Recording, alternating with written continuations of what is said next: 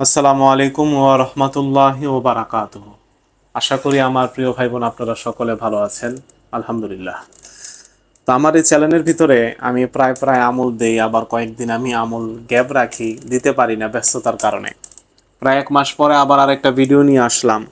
ইনশাল্লাহ আমি চেষ্টা করব, আপনাদেরকে তো অনেকবার বলছি আমি যে আমি চেষ্টা করি, ব্যস্ততার ভিতরে থাকি। যেমন দেখেন আজকে শুক্রবার, আমি এই কয়টা বাজে 9টা বাজে আসছি আমার দোকান থেকে। সন্ধ্যার পরে আমার শুক্রবারে তো আমি ব্যস্ত থাকি। অনেক মানুষ শুক্রবারে আমারে কল দেয়, বাবা শুক্রবারে কল দিলে তো আমার এতে এরকম পাইবেন না। তারপরও যারা আমারে কল দেয় আমি চেষ্টা করি তাদেরকে কল ব্যাক করার, এবং করি। অনেকে আবার কথা বলে, আবার অনেকে হয়তো বা নাও ধরতে পারে। যেমন আজকে 3জনরে কল দিলাম, 2জন ধরলো, আরেকজন ধরলো না, হয়তো বা সে কালকেও আমাকে ফোন দিতে পারে। তো যাই হোক, আজকে আমি আলোচনা করব আধ্যাত্মিক জগতের একটা বিষয়টা হচ্ছে আপনাদের কি বিষয়, বাতিনি চোখ। আসলে বাতিনি চোখ কি, কাশফ কি, হাজিরাত কি? হাজিরাত হলো এরকম একটা বিষয় যেটা দ্বারা আপনি রোগীর শারীরিক সমস্যা, না জিনের সমস্যা, না বদনজরের সমস্যা, না কি আসল বিষয়, রোগ নির্ণয় করতে পারবেন। হাজিরা কখন করতে হয়? যখন একটা রোগীর ডাক্তারি রিপোর্টের ভিতরে কোনো চিকিৎসা, মানে তার কোনো সমস্যা ধরা পড়তেছে না, মানে তার লিভারের সমস্যা নাই, তার ফুসফুস ভালো আছে, হ্যাঁ, শরীরে কোনো সমস্যা নাই, কিন্তু তবুও লোকটা অসুস্থ, তখন তার করতে হয় হইল রুহানি হাজিরাত। রুহানি হাজিরাত হইলো এটাই যে রুহানি হাজিরার মাধ্যমে বের হবে যে এর কোনো জাদুর সমস্যা, না জিনের সমস্যা, না কি বাস্তবিক অর্থের সমস্যাটা কি। এটা দেখতে হয় হইলো কেউ মোরাকাবায় বসে দেখে, কেউ ইস্তেখারার ভিতরে দেখে, আবার কেউ ধ্যান করে দেখে, আবার কেউ হাজিরাত জিনের মাধ্যমেও দেখে। হ্যাঁ, যাই হোক, ওখানে আমি গেলাম না। তো আমার মূল আলোচনা হলো আজকে বাতিনি চোখ এবং কাশফ নিয়ে আলোচনা। এবার আসেন বাতিনি চোখটা কি। বাতিনি চোখ হইলো বাবা 2 প্রকার। একটা হইলো সাধারণ মানুষের বাতিনি চোখ, হ্যাঁ, আরেকটা হইলো আউলিয়া কেরামদের বাতিনি চোখ। যেমন আমি আপনাদেরকে একটা কথা আমি বলবো, যেমন আধ্যাত্মিক জগৎ মারেফত মানে হইলো গোপন, যেই জ্ঞান গোপন জ্ঞান, ওটাই হইলো মারেফত। কথা বুঝতে পারছেন? তো মারেফতের জগতের ভিতরে অনেক অলি আউলিয়ারা আল্লাহ, স্বয়ং আল্লাহ পাক রব্বুল আলমিনেরও দিদার পায় স্বপ্নের ভিতরে। দিদার পায় বলতে আল্লাহ পাকের নূর তারা দর্শন করে। সুবহানাল্লাহি ওয়া বিহামদিহি সুবহানাল্লাহিল আজিম। তো আরেকটা বিষয় হচ্ছে, যেমন আপনাদের বাতিনি চোখের মাধ্যমে জিন, মুআক্কালাত, অদৃশ্য বস্তু চোখের সামনে আসে। কিভাবে আসে? যেমন মনে করেন যাদের বাতিনি চোখটা খোলা, তারা কিভাবে এই জিনিসগুলা দেখে, এই বিষয়ে কিছুটা আলোচনা আপনাদেরকে আমি করি। যেমন যাদের বাতিনি চোখ খোলা, এরা বেশিরভাগ স্বপ্নের মাধ্যমে কি জিন্নাত বা মুআক্কালাত বা আধ্যাত্মিক হইলে তো মারেফত, ওইদিকে গেলাম না, মানে এই কবিরাজি জগতের বিষয়গুলো এরা দর্শন করতে পারে, অনেক গুপ্ত বিষয়। আর কিছু কিছু মানুষ আছে যারা চোখ বন্ধ করলে, যেমন আমরা চোখ বন্ধ করলে কি অন্ধকার দেখি। তো যাদের বাতিনি চোখ খোলা, তারা চোখ বন্ধ করলে কোনো সময় আল্লাহ পাকের নূর, কোনো সময় কাবা শরীফ, কোনো সময় মদিনা শরীফ, কোনো সময় অলিয়া উলিয়াদের মাজার, হ্যাঁ, কোনো সময় নানান আকৃতিতে তারা জিন্নাত বা মুআক্কালাত বাবা দর্শন করে। কথা বুঝছেন? এই হলো একটা বাতিনি চোখ, যেটা আমি ইউটিউব চ্যানেলের ভিতরে যে আমল দিছি, ওই আমল করলে ইনশাল্লাহ আপনারাও কি এই পর্যায়ে যাইতে পারবেন। আরেকটা আছে এর যে ঊর্ধ্বতর, যেমন কি একটা মানুষ প্রথমে প্রাথমিক বিদ্যালয়ে ভর্তি হয়, যেমন আমরা কি 1 2 3 4 5 সরকারি প্রাথমিক বিদ্যালয়, বা অন্যান্য কেউ যদি ইংলিশ মিডিয়ামে পড়ে ওটা ভিন্ন কথা। প্রাথমিক প্রাথমিক থেকে আপনার যায় হইল কি মাধ্যমিক। দেখবেন কিছু কিছু স্কুলের নাম কি লেখা থাকে, যেমন এলাকা ভিত্তিক অনেক স্কুল থাকে নাম, উচ্চ বিদ্যালয়, হ্যাঁ, মাধ্যমিক বিদ্যালয়, এভাবে এভাবে লেখা। ঠিক আছে? পরে হইলো আপনার বিশ্ববিদ্যালয়, college, university, step by step. কেউ এখন আমি চাইলে, আমি সোহাগ চাইলে কি এখন আমি যাইয়া, হ্যাঁ, ইউনিভার্সিটিতে ভর্তি হতে পারুন? আমি পড়ি ক্লাস 10-এ, বুঝাইলাম, কিন্তু আমি তো বাবা ক্লাস 10-এ পড়ি না। আমি এটা আপনাদের বোঝার জন্য আমি বললাম, পড়ালেখা আমি শেষ করে দিচ্ছি 2021 সালেই। ঠিক আছে? কারণ আমার এই আধ্যাত্মিক জগতের ভিতরে আমার কি অধ্যবসায়, এবং এটা নিয়ে আমার বিস্তর গবেষণা করতে হয়। কথা বুঝছেন? তো সময় খুব স্বল্প থাকে, এবং আলোচনাও আপনাদের সামনে আমি করতে পারি না বাবা, ব্যস্ততার ভিতরে থাকি। তো যাই হোক, এখন যে কথা বলতেছিলাম, আমার চ্যানেলের ভিতরে, সোহাগ শিকদার ইউটিউব চ্যানেলের ভিতরে আপনারা বাতিনি চোখের আরো আমল পেয়ে যাবেন, যে আমলগুলা করলে আপনারা এই পর্যায়ে যেতে পারবেন। কিন্তু দ্বিতীয় স্টেপ যেটা যেটা হলো বিশ্ববিদ্যালয়, মানে কি উপরের লেভেলের লেখাপড়া, এটা অনেক কষ্টের বিষয়। এটা হইলো বাতিনি এলেম। এই এলেম অনেক মানুষ স্বপ্নের ভিতরে পাইয়া থাকে, হ্যাঁ, সরাসরি এগুলা প্রকাশ করা যায় না। তো বাতিনি চোখের সর্বোচ্চ পর্যায় হইল এই পর্যায়, যে মনে করেন আল্লাহর বান্দারা আল্লাহর জমিনে দাঁড়ায় আল্লাহর আরশ পর্যন্ত দেখব, ঠিক আছে, আল্লাহর আরশ, লৌহ, কুরসি, কলম সব কিছু দেখব। যেমন আবু বকর সিদ্দিক রাদিয়াল্লাহু তাআলা আনহু দেখছে। অনেক বড় ঘটনা। সোজাভাবে বলি, মসজিদের নববীতে একবার আবু বকর সিদ্দিক রাদিয়াল্লাহু তাআলা আনহুকে জিজ্ঞেস করছে জিবরাইল আলাইহিস সালাম মানুষের বেশ ধরে, বলেন জিবরাইল কোথায় আছে? সে চোখ বন্ধ করে মুহূর্তের ভিতরে বলে দিল, তুমি জিবরাইল। কিভাবে? আমি এই মুহূর্তের ভিতরে আল্লাহ পাকের আরশ, কুরসি, লৌহ, কলম, হ্যাঁ, 7টা জাহান্নাম এবং 8টা জান্নাত সব কিছু আমি দেখলাম, পৃথিবীতে দেখলাম, মহাবিশ্বে দেখলাম, ব্রহ্মাণ্ডে কোনো জায়গায় জিবরাইল নাই। ঠিক আছে, হলে তুমি জিবরাইল, নাইলে আমি জিবরাইল। কয় না, আমি জিবরাইল। তো সে কোন শক্তির মাধ্যমে সে দেখলো? আল্লাহ পাক তারে কি দান করছে? সবচেয়ে বেশি দামি এই জগতে সাহাবী কেরাম। 100 আউলিয়া, 100 না 100 কোটি আউলিয়াও যদি তাদের আমল এক পাল্লায় রাখা হয়, যদি সাধারণ একটা সাহাবী আমল এক পাল্লায় রাখা হয়, সাহাবীর আমল ভালো হবে, ভারী হবে। যেমন বড় পীর আব্দুল কাদের জিলানী রহমাতুল্লাহি আলাইহি বলছে, কি বলছে বাবা, যে আমি বড় পীর আউলিয়া কেরামের সম্রাট। সাহাবীরা যে ঘোড়া দিয়া গেছে, ওই ঘোড়ার খুরের আঘাতে যে ধুল হয়েছে, ওই ধুলের ভিতরে যা শক্তি আছে আমি বড় পীরের ভিতরে তা নাই বাবা। দেখেন সাহাবী কেরামের কত মর্যাদা। তো এই যে যে আবু বকর সিদ্দিক রাদিয়াল্লাহু তাআলা আনহু যে শক্তিটা অর্জন করছিল, এটা হলো গোপন বিষয়। এরকম অনেক মানুষ আছে আল্লাহর দুনিয়া যারা আল্লাহর কুদরত দেখে, কিন্তু এরা প্রকাশ করেন, এটা গোপন গোপন বিষয়, এগুলা প্রকাশ করার বিষয় না। যেমন আবু হুরায়রা রাদিয়াল্লাহু তাআলা আনহু বলছে, আমি নবীজি মুহাম্মদ সাল্লাল্লাহু আলাইহি ওয়াসাল্লামের কাছ থেকে 2 ধরনের জ্ঞান পাইছি। একটা আমি বলতে পারি, প্রকাশ করতে পারি, আর একটা আমি প্রকাশ করতে পারি না। যেমন আপনি যদি আজকে বা আমি নবী মুহাম্মদ সাল্লাল্লাহু আলাইহি ওয়াসাল্লামকে স্বপ্ন দেখি, আমরা কি বলুম যে আমরা নবীজিরে দেখছি? আমরা বলবো না, কারণ এগুলো গোপন বিষয়, এগুলা গুপ্ত বিষয়, বুঝতে হবে।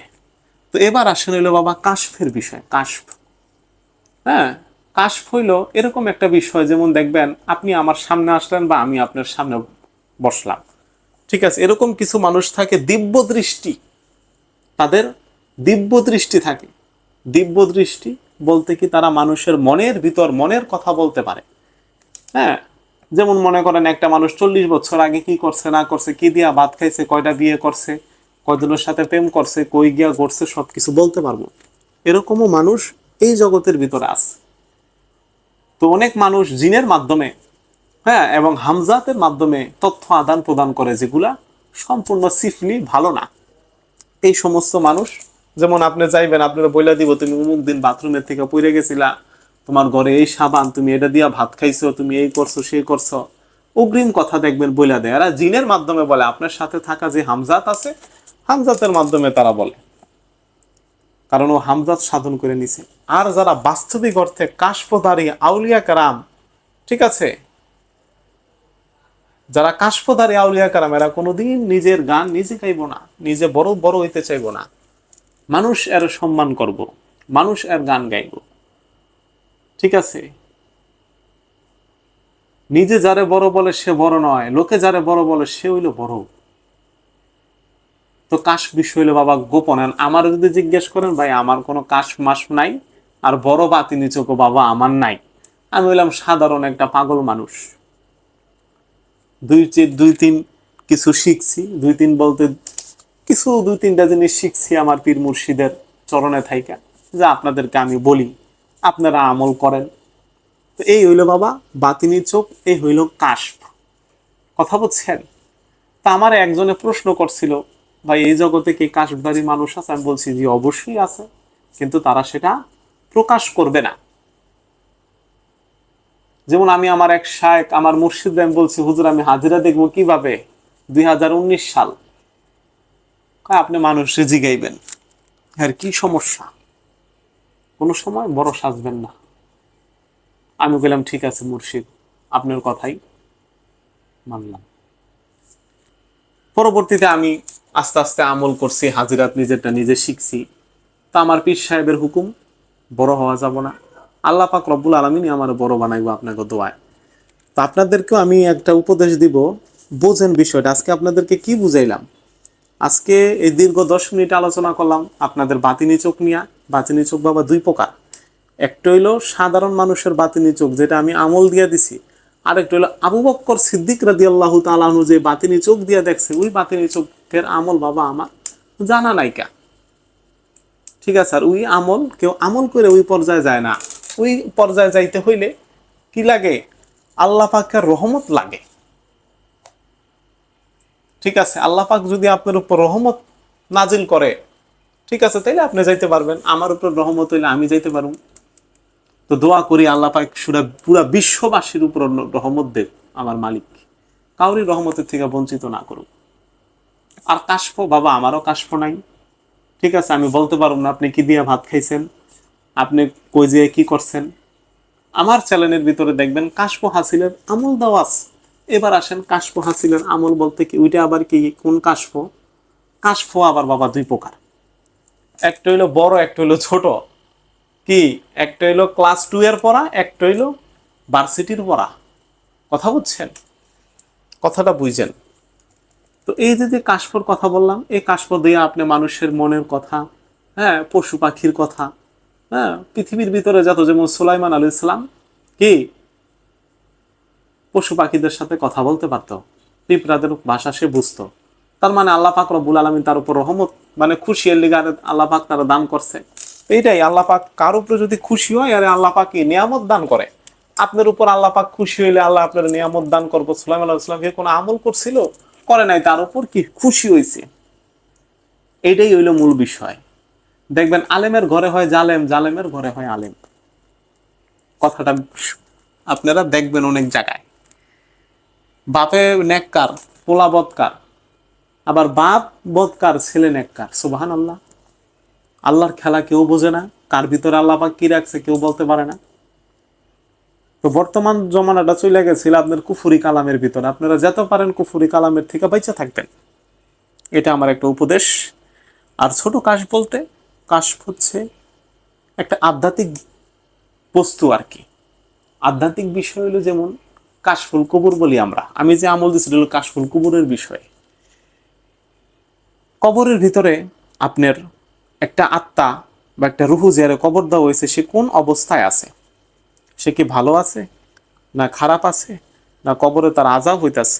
আমার নবী মুহাম্মদ সাল্লাল্লাহু আলাইহি ওয়াসাল্লাম বলছে, আল্লাহর জমিনে যদি কোনো মানুষ, কোনো জিন কবরের আযাব, কবরে শাস্তি দানকারী রুহুর কান্না শুনতো বা তার চিৎকার শুনতো, সাথে সাথে মানুষ কলিজা ফাইটা মরে যেত গা।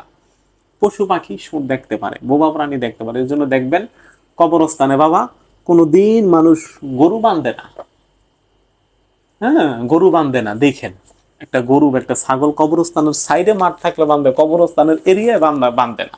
বানলেও যখন কবরের আযাব হয় আর্তনাদ দেখবেন যে পাগল হয়ে যাবো। আপনি একটা শান্ত গরু লইয়া কবরস্থানে ঢুকেন, কালকা ঢুকেন, হ্যাঁ, বা একটা কুকুর লইয়ে ঢোকেন, একটা বিড়াই লইয়ে ঢোকেন, দেখবেন সে আতঙ্ক হইয়া যাবো গা। তার চেহারার ভিতর আতঙ্কর ছাপ কোন সুমেনতে বাইরিব, কোন সুমেন থেকে বাইরিব। তো পশু পাখি দেখতে পারতাছে, মানুষ হইলো পশু পাখির থেকে সৃষ্ট জীব, মানুষ দেখতে পারতাছেন। এর কারণ কি? ওই যে মানুষের চোখের ভিতরে ময়লা, মানুষের অন্তরের ভিতরে ময়লা, মানুষের মনে শয়তানি, হ্যাঁ, মানুষে করে হইলো ব্যবসা। ব্যবসা কি? খারাপ ব্যবসা, আকাম কুকাম করে। তো মানুষ কি দেখবো? মানুষ যেদিন আশরাফুল মাকলুকাত, যখন মানুষ উপরের লেভেলে যাইব, নিজে নিজে সংশোধন হইতে পারবো, ওই দিনকার দেখবো। যেমন দেখছিল শত শত নবীরা, যেরকম দেখছিল সাহাবীরা, যেরকম দেখছিল তাবে তাবিরা, যেমন দেখছিল আল্লাহ পাকের আউলিয়া বন্ধুরা। তো যাই হোক, অনেক কথা বললাম, 14 মিনিট আলোচনা করলাম আপনাদের সাথে। আসলে আমি এই সমস্ত আলোচনার মানুষ না, আমি হইলাম সাধারণ মানুষ। 2-3-4টা কথা বলি আপনাদের সামনে। তারপরও চলতে ফিরতে কোনো সময় তরিকতের সবক দেওয়ার সময় যদি বা আধ্যাত্মিক আলোচনা করার সময় যদি আমার দ্বারা আপনারা কেউ কোনো বাবা কষ্ট পাইয়া থাকেন, অবশ্যই আপনারা ক্ষমার দৃষ্টিতে দেখবেন এবং আমার কোনো ভুল পাইলে, মানুষ মানেই ভুল, আপনারা বলবেন, কমেন্টে লিখে দিবেন সোহাগ ভাইয়া আপনার এটা এভাবে বলতে পারতেন, এভাবে আলোচনা করতে পারতেন, তাহলে আমি খুবই খুশি হব। তো যাই হোক, আপনাদের জন্য বাবা আমার অনেক অনেক দোয়া। আল্লাহ পাক সবাইকে ভালো রাখুক।